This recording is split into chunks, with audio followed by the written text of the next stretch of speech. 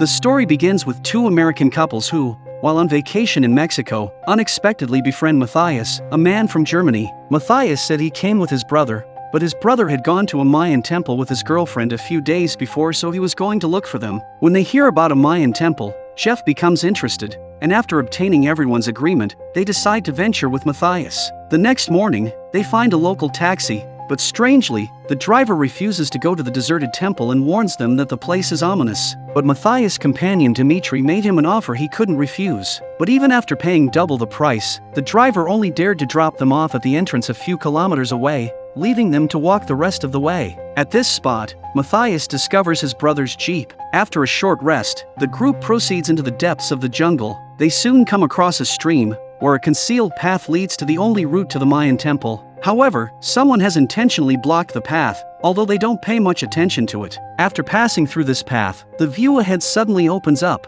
revealing the mysterious and ancient Mayan temple. Excited by such a magnificent sight, they realize that their trip was worthwhile. While Amy is taking photos to capture the moment, a Mayan man on a horse suddenly rushes towards them, looking anxious and speaking words they don't understand, leaving them confused. Soon, two more individuals arrive. In order to document this scene, Amy, who enjoys photography, slowly steps back onto a vine and presses the shutter button facing the Mayan people. Unexpectedly, this action agitates the leader of the Mayan group even more, and he pulls out a revolver. Dimitri assumed this was because they weren't allowed to take pictures, so he was going to give them his camera. However, when Dimitri steps onto the vine, the three Mayan individuals begin to shout loudly. Confused, Dimitri approaches with the camera, but he is shot through the body by an arrow and then gets his head blown off by a gunshot. The sudden turn of events leaves them in a panic, and they can only escape towards the top of the temple. However, the Mayan people don't pursue or leave. Instead, they surround the entire temple.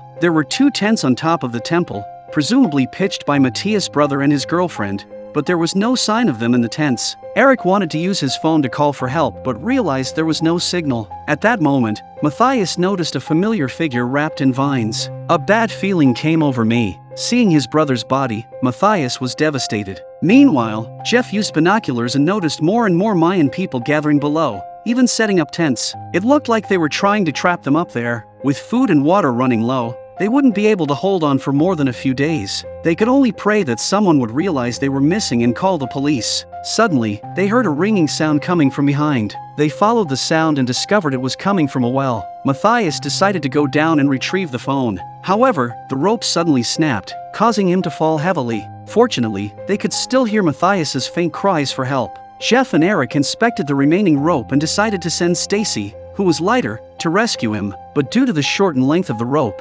Stacy also ended up injuring her leg when she jumped down. Matthias, on the other hand, suffered more severe injuries to his legs and back, rendering him unable to move. In their desperation, Amy reluctantly sought help from the Mayan people. It became apparent that they wouldn't assist and signaled the two to hurry back. Angry and frustrated, Amy grabbed a vine and threw it at them, accidentally hitting a young boy. The Mayans immediately turned their weapons on the boy and drove him towards the temple. Seeing the boy's indifference, the Mayan leader shot and killed him.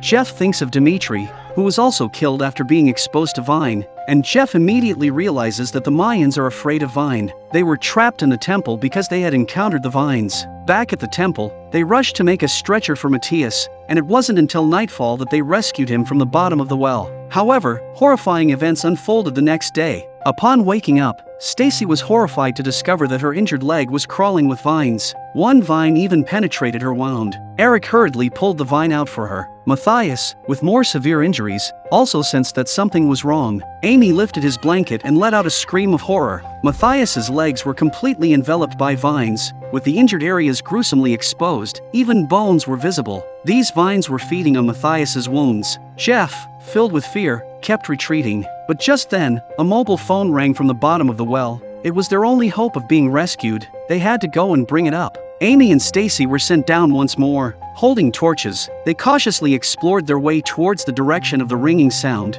eventually discovering a vine-covered cave. Thinking of the horrifying scene they had witnessed earlier, Stacy was terrified, but Amy encouraged her to press on. The space inside the cave was larger. They soon found a woman, Matthias's brother's girlfriend, silently curled up within the vines. It was evident that she had been dead for some time, still holding the phone in her hand. Amy, suppressing her fear, took the phone, only to realize that it was broken. The ringtone just came from here. As they puzzled over this, the familiar ringing suddenly resounded again. Amy followed the sound and witnessed a mind-boggling scene. The ringing sound was not coming from a phone at all. It was emanating from the flower buds of the vines. Curiously, she reached up to touch one, but the vine suddenly attacked her. After a struggle, Amy managed to shake off the vine, and they noticed that the surrounding vines were also starting to stir, even snatching away their torches. Realizing the danger, the two of them hurriedly ran towards the exit, but Stacy was ensnared by the vines. In a critical moment, Amy swiftly intervened and pulled Stacy out.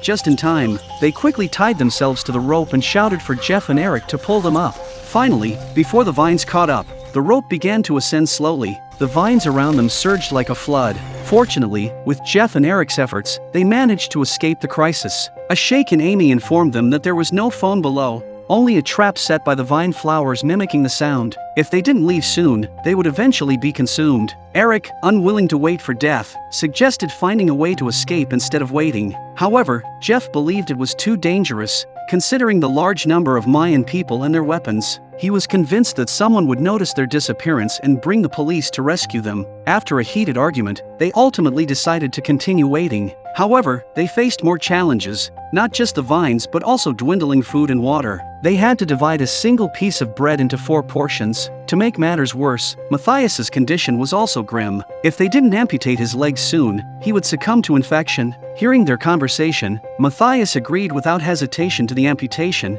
knowing that losing his legs was better than losing his life. Yet, the process was gruesome and brutal. Due to limited tools, they could only use stones to forcefully break Matthias's bones and then use a small knife to slowly sever his muscles. In order to prevent infection, they had to use a heated frying pan for sterilization. The excruciating surgery ended amidst heartbreaking screams. Surprisingly, the 2 severed legs were dragged away by the vines, but they could never have imagined that all their efforts would be in vain. By nightfall, poor Matthias was dying. However, no one noticed that the vines were slithering into Matthias's body through his mouth. By the time Jeff realized something was wrong, Matthias had already passed away. If they knew this was going to happen, they shouldn't have amputated his legs during the day. Matthias's death plunged them into immense panic. The injured Stacy was even more emotional. She could feel the vines had entered her body and she could be next. After saying this, Stacy picked up the knife from the ground, wanting to prove it to them. Clearly, fear had driven Stacy to the brink of losing control. Jeff rushed forward and took away Stacy's knife,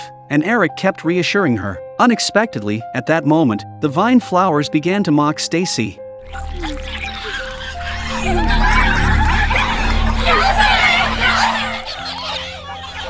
Not only could they mimic phone ringing, but also human voices. These plants were truly horrifying. This is the moment when they finally understand the Mayans' unusual behavior. At that moment, Jeff and Amy, who had been sleepless all night, noticed the Mayan people scattering salt on the ground. They seemed to be preventing the plants from spreading to the outside world. However, the terror of the vines had exceeded their imagination. Eric, who had come out of the tent, suddenly called them over. It turned out that the vine had indeed invaded Stacy's body and was continuously wriggling inside her. The only solution now was to cut open Stacy's skin and remove the vines from her body.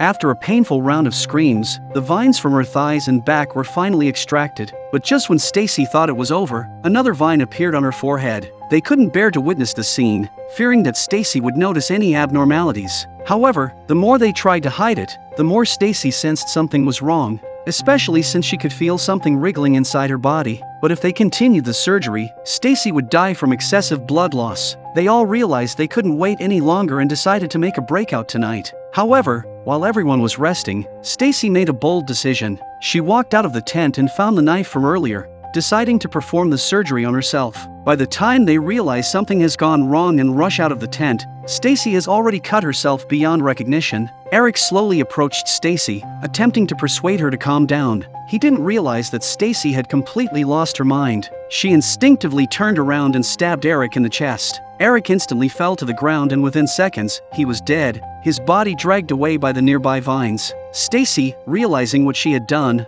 was overwhelmed with grief. The dual blow to her body and mind made her wish for death.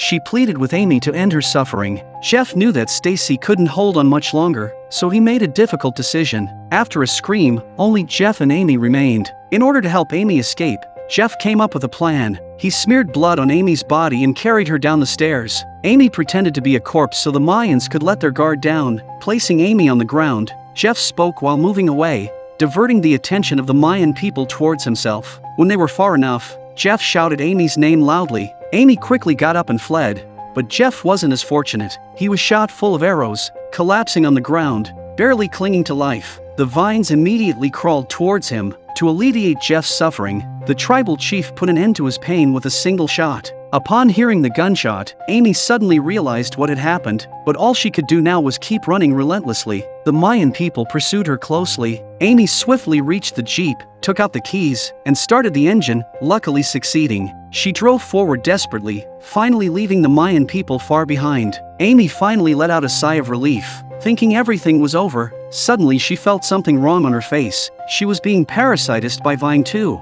The film ends with 2 more men arriving at the Mayan temple.